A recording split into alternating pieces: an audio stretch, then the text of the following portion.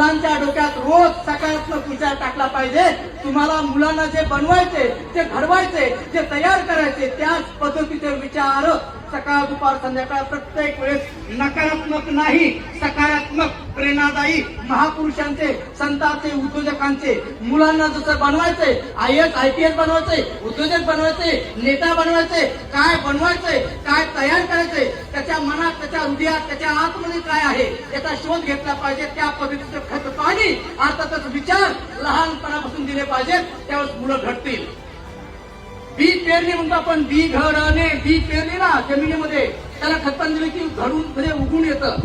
मराठी शब्द लिहून काढला, बी घडणे, बी काढा शिल्लक घडणे।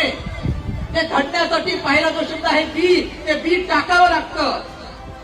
संस्काराचं, जाणीवेचं, कर्तृत्वाचं, नेतृत्वाचं बी लहानपणापासून